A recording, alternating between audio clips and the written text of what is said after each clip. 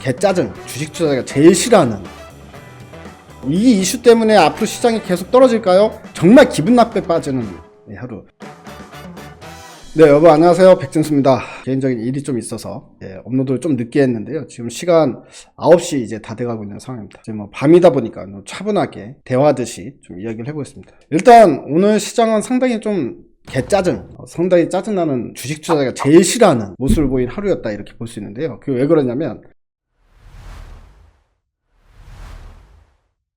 정말 기분 나쁘게 빠지는 하루. 하락세는 1%밖에 안 되긴 하지만 중요한 건 이제 갭상승 출발했다가 단 한 번도 반등 없이 그냥 오늘 하루 종일 계속 빼기만 하다가 반등도 안 나오고 아예 이제 저점에서 마감되는, 그러니까 아침 9시부터 시작해서 3시 반까지 계속 빼기만 하는 장이니까 오전에는 상당히 짜증이 나고 오후에는 거의 분노가 느껴지는 그런 이제 느낌의 어떤 이제 시장이었다라고 볼 수 있죠. 그리고 코스닥 같은 경우도 마찬가지 똑같은 흐름이었습니다. 뭐 이제 갭상승 출발한 이후에 장 끝날 때까지 이제 계속 밀어내면서 결국에는 저점에서 마감되는 모습이라서 오늘 이제 이런 말씀 하신 분들도 저 이제 꽤 많이 봤는데 정말 이제 주식은 못 해먹겠다 이런 얘기까지 나올 만한 하루지 않았나 싶은 생각이 듭니다. 자, 그러면은 이제 오늘 시장 같은 경우에는 뭐 장중에 국채금리가 갑자기 급등이 나온다거나 뭐 이제 시장이 계속해서 주주주주 흘러내리면서 마감될 만한 딱히 이슈는 없었거든요. 오늘 왜 빼야 되는지에 대한 이슈는 없었는데 오늘 장중에는 계속 그거에 관련된 이야기가 나왔습니다. 장중에 이제 뉴스도 보시면 오늘 사실 인권 정치 문제가 나왔어요. 한마디로 유럽, 뭐 캐나다, 미국 이쪽이 이제 중국 인사들에 대해서 이제 제재를 가한다. 그러니까 인권 문제 때문에 제재를 가한다고 했고 중국도 여기서 이제 가만히 있지 않았죠. 중국도 똑같이 이 유럽 인사들한테 또 본인들도 똑같은 제재를 가하겠다 그거지 않습니까? 지금 중국이 사실은 최근으로 갈수록 오히려 인권 문제에 대해서 되게 후진국처럼 오히려 이제 막 퇴화되고 있는 것 같아요. 그러니까 위구르족도 그렇지만 미얀마 민주화 사태도 지금 상당히 좀 핫 이슈 아닙니까? 정치적으로 봤을 때. 근데 이제 미얀마 민주화 운동에서도 솔직히 말해서 이제 중국은 아예 저쪽 군부편이잖아요. 대놓고 군부편입니다, 걔네들은. 그러니까 이제 이런 것들을 봤을 때 그걸 내정 간섭이라고 이야기를 하는. 사람 막 자기네 국민들을 막 총칼로 죽이고 가둬놓고 이걸 내정 간섭이라고 할 수는 없지 않습니까? 그거는 이제 그 군부를 몰아내야 되는 거지. 그러니까 이제 그런 어떤 사고방식을 갖고 있기 때문에 그 중국이 G2에 걸맞는, 그러니까 그 국가의 크기에 걸맞는 정치 체제는 아니죠. 그러다 보니까 약간 정말 너무 후진국스러운 사람들. 그리고 우리 또 중국들 보면 얼마나 쪼잔합니까? 요즘에 저 또 이제 제일 열받는 게 뭐 한복도 자기네 기원이다. 뭐 그리고 또 뭐더라? 김치도 자기네 거다. 뭐 태권도도 중국 쿵우에서부터 나온 게 태권도다. 뭐 요즘에 이제 문화적으로 대한민국이 너무 뜨다 보니까 이게 다 자기네 거래. You what? 하다못해 손흥민 선수도 중국 사람이라고 얘기를 합니다. 아니 손오공의 후손이래요. 손오공의 후손. 손오공이 사람이야? 원숭이지?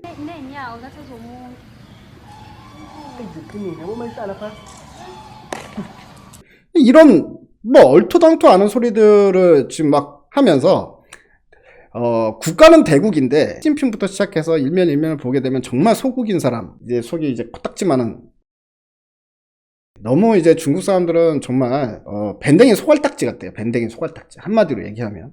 아무튼 이제 뭐 그런 부분이고 이제 그런 이야기들 때문에 오늘 시장이 일단 하락을 한 건데 결론을 먼저 말씀드리면 뭐 큰 영향 없다. 왜냐면 이게 경제 제재, 서로 이제 무역 전쟁, 예전에 우리 2018년에 트럼프와 이제 중국이 벌였던 그런 이제 무역 전쟁의 형태가 아니라 이거는 이제 인권과 관련된 문제이기 때문에, 특히나 트럼프 같은 경우에 인권에 관심이 없었죠. 오로지 이제 경제, 이 중국이 우리가 왜 중국한테 맨날 무역 적자를 봐야 되느냐, 이거에 이제 열받은 사람이 이제 트럼프라면, 바이든 같은 경우에는 사실 이 관세 정책보다, 무역 정책보다 오히려 이제 인권, 그리고 이 기술 도둑질, 이런 거에 이제 조금 민감하게 이제 반응하는 스타일이다. 이렇게 이제 우리가 나눠서 좀 볼 수 있을 것 같습니다. 리포트를 하나 나온 게 있더라고요. 또 저녁 때니까 제가 이제 9시에 이제 하다 보니까 오늘 리포트 나온 게 있어서 이 리포트를 같이 한번 좀 보겠습니다.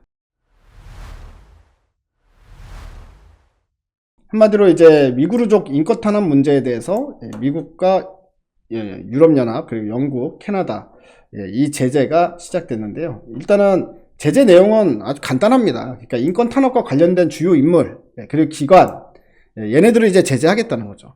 그러니까 해외 계좌를 동결시키고 입국 금지하고 그 정도 수준이니까 사실 이게 상징적인 의미지 뭐 이제 그게 무역 전쟁으로 번지고 있는 단계는 아니다. 그러니까 너무 크게 걱정하시진 않으셔도 될 것 같습니다. 우리가 주식으로 봤을 때는 크게 걱정하지 않아도 될 것 같고요. 이게 결과적으로는 중국도 마찬가지로 거꾸로 이제 유럽에 똑같이 우리도 그렇게 제재를 가하겠다라고 공표를 한 상태고요. 러시아도 이제 인권에서는 자유롭지 못하는 국가이기 때문에 러시아도 일단 이 부분에 대해서는 중국 편을 들고 있는 상황이었다. 이렇게 이제 오늘 나온 뉴스도 좀 정리를 해볼 수 있을 것 같습니다. EU 대 중국의 갈등은 금융시장에 몰랐던 이슈는 뭐 당연히 알고 있었던 뉴스죠. 바이든은 이미 취임 전부터도 중국에 대해서는 일단 미국은 민주당이든 공화당이든 일단 중국을 싫어하는 건 다 똑같기 때문에 거기서 뭐 따로 뭐가 이제 차이점이 있냐라는 부분인데 뭐 트럼프는 아까 말씀드렸다시피 일단은 뭐 주로 경제 쪽에 관심이 많았다면 바이든 같은 경우에는 이 인권 문제가 상당히 이제 부각시킬 가능성이 크다. 뭐 그 정도의 차이가 있다라는 거고요. 우리나라 같은 경우에는 직접적인 영향은 없죠. 우리나라는 이제 싸움의 이제 중심에 있는 건 아니기 때문에. 하지만 대한민국의 특성상 대한민국도 어느 정도의 스탠스는 취해야 되는데요. 인권 문제에 대해서는 우리나라가 대한민국이 중국 편을 들어줄 리가 없지 않습니까? 그러면 이제 중국 같은 경우에는 한원령 해제를 또 볼모로 잡겠죠. 한원령 해제를 뒤로 미룬다거나 또다시 이제 뭐 관광이 좀 풀리는 듯 하더니만 또다시 무슨 뭐 한류라든가 아니면 관광 이런 부분에 있어서 또 제한을 걸던가 이런 식으로 하겠죠. 중국도 은근 이제 한국도 우리 편을 들어라 이런 식으로 얘기를 할 텐데 인권 문제에 대해서 어떻게 우리가 자기네 편을 듭니까? 말이 안 되는 거지. 그거 가지고 보복을 한다고 해도 우리는 무서울 게 없죠. 왜? 이미 한한령을 하고 있는 상황이잖아요. 중국이 우리한테 규제 풀어준 거 아니지 않습니까? 때문에 우리는 이미 옛날 옛적에 내성이 쌓였기 때문에 중국이 우리한테 규제를 가한다고 하더라도 딱히 무서울 것도 없다. 그냥 이렇게 보는 게 좋을 것 같아요. 그렇기 때문에 특히 우리한테 크게 리스크가 있을 것 같지는 않고 오히려 호재로 볼 수 있는 내용들이 있죠. 예를 들어서 중국이 지금 뭐 반도체 굴기부터 시작해서 IT 쪽, 그러니까 첨단 산업 쪽에 이제 드라이브를 걸고 있는데 지금 EU하고 미국하고 그런 부분에 대해서 다 기술 도둑질이라고 얘기를 하고 있기 때문에 어떻게 됐습니까? 다 막히는 거죠. 특히나 이제 화웨이 5G 통신 장비, 이거 같은 경우에는 지금 뭐 일본도 삼성 걸로 갈아타고요. 그 다음에 유럽도 화이자 캐나다도 마찬가지로 화이자 5G 통신이 지금 다 단절이 되고 있어요. 그래서 이제 우리나라 삼성 걸로 또 갈아타고 있는 상황인데 이런 부분에 있어서도 수혜다라고 볼 수가 있을 것 같고요. 보통 보면은 중국 같은 경우에는 역사적으로 본인들이 무기로 사용할 수 있는 거는 히토류 쪽입니다. 히토류. 예전에 일본하고도 중국하고 이렇게 문제가 발생했을 때 일본도 이제 히토류 수출을 딱 멈춰버렸거든. 수출 못하게. 때문에 뭐 결국에는 히토류를 무기화할 가능성이 있는데 또 이거 바이든이 또 대비를 하고 있는 상황이죠. 그래서 딱히 국내에서는 사실 이제 히토류 테마가 이제 단기적으로 이런 이슈가 나올 때는 단기적으로 이제 오를 수 있기 때문에 여러분들 트레이딩 관점으로는 히토류 관련주도 좀 건드려 보면 괜찮지 않을까 싶은 생각이 듭니다. 어쨌든 제가 봤을 때는 오히려 이제 가장 큰 우리나라 주식시장에서 봤을 때 가장 큰 이제 이익이 나올 수 있는 쪽이 결국 저는 IT 쪽이다라고 보여집니다. 대신에 이제 내수 쪽은 호재성 내용이라고 볼 수는 없겠죠.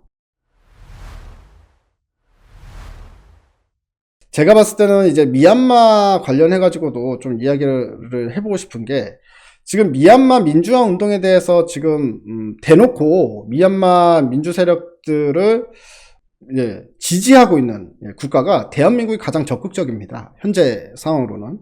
그리고 미얀마 국민들 같은 경우도 이제 대한민국의 도움을 가장 많이 요청을 하고 있는 상황이고 민간을 통해서 그리고 우리나라 같은 경우도 지금 군부의 이 군수물자나 예를 들어서 이제 교류하던 부분을 이제 일절 이제 다 스톱을 해놓은 상태죠. 그렇기 때문에 미얀마 같은 경우에는 중국이 상당히 좀 민감합니다. 중국이 지금 미얀마를 통해서 중국이 이제 그 육상 경제라고 해가지고요. 이제 해상으로 넘어오는 게 아니라 이제 육상을 미얀마를 통해서 넘어오는 그런 부분들. 즉 미얀마가 상당히 좀 중국의 어떻게 보면 경제적 식민지 같은 이런 느낌으로 가고 있는 상황이기 때문에 중국은 미얀마 군부를 지켜야 되는 입장이고요. 하여간 못된 짓은 그냥 중국이 다 뒤에 다. 진짜냐? 사실 이제 유럽 같은 경우도 정말 대단한 게 그겁니다. 이미 몇 개월 전이야. 12월 달, 작년 12월 달에 그러니까 유럽 연합하고 중국하고 7년 동안 계속 협상하다가 결국 이 7년 만에 상당히 이제 긍정적인 소식이 있었어요. 유럽에. 포괄적 투자 협정이란 걸 맺었단 말이죠. 중국 내에 유럽이 진출할 수 있는 교두보가 생겼어요. 그래서 자동차도 갖다 마음대로 팔 수 있고, 통신, 금융, 헬스케어. 그러니까 중국이 이득이라기보다는 오히려 유럽연합 쪽이 훨씬 더 이득인. 그래서 이제 이런 포괄적 투자 협정을 체결을 했거든요. 그래서 이제 중국의 무관세로 들어갈 수 있는. 왜냐면 미국이랑 워낙에 싸우다 보니까 중국이 이제 유럽에 손을 든 거예요. 그래서 유럽이 이제 오히려 이제 어부지리로 미국 때문에 중국에 가서 크게 사업을 키울 수 있는 기회가 생겼거든요. 근데도 불구하고 지금 뭐 4개월 만에 이 눈앞의 경제적 이익을 발로 걷어찬 거예요. 왜? 중국 얘네들 하는 거 보니까 이 인권 문제 하는 거 보니까 얘네들 사람이 아니다 이거예요. 그렇기 때문에 어느 정도는 경제적인 피해를 본다고 하더라도 사실 제가 봤을 때도 이런 거는 우리가 돈을 떠나서 그냥 넘어갈 수 있는 부분은 아니지 않나 싶은 생각이 들고요. 무엇보다 제가 말씀드리고 싶은 건 오늘은 그것 때문에 빠졌다고 하더라도 지금 당장에 이 이슈 때문에 시장이 더 빠지진 않을 거다. 그러니까 너무 걱정하지 마라. 그리고 우리도 이런 문제에 있어서는 중국 편에 아니라 이제 오히려 미국, 유럽 연합 쪽의 편에 서게 될 텐데, 그리고 그게 저는 당연하다고 보고요. 이런 상황에서 우리가 좀 피해를 볼 수 있다고 하더라도 우리는 크게 피해 볼 것도 없다. 지금 뭐 중국한테 이득 보고 있는 게 없는데 이미 몇 년 동안 사드 이후에. 그래서 사실 큰 피해도 없다. 그냥 그렇게 생각하시고, 이 이슈는 그냥 오늘 상당히 좀 짜증났던 이슈. 그게 이제 또 중국으로 인해서 있었던 이슈였다라는 정도로만 보시면 좋을 것 같습니다. 오늘 뭐 이야기하다 보니까 주식 이야기가 아니라 뭐 이제 뭐 인권 또 국제정치 관련된 이야기를 하게 됐는데요. 어쨌든 이제 그 부분과 관련해 가지고는 사실 중국은 제 이제 개인적인 생각으로 봤을 때 정말 지탄받아 마땅하고요. 오늘은 그냥 밤도 깊었고 쉬어가는 의미로 그런 이야기를 좀 해봤는데, 어쨌든 뭐 주식시장도 연결이 돼 있으니까 이 이슈는 뭐 이 이슈 때문에 앞으로 시장이 계속 떨어질까요? 그런 걱정은 하지 않으셔도 된다. 결론은 그겁니다. 내일 또 뵙겠습니다, 여러분.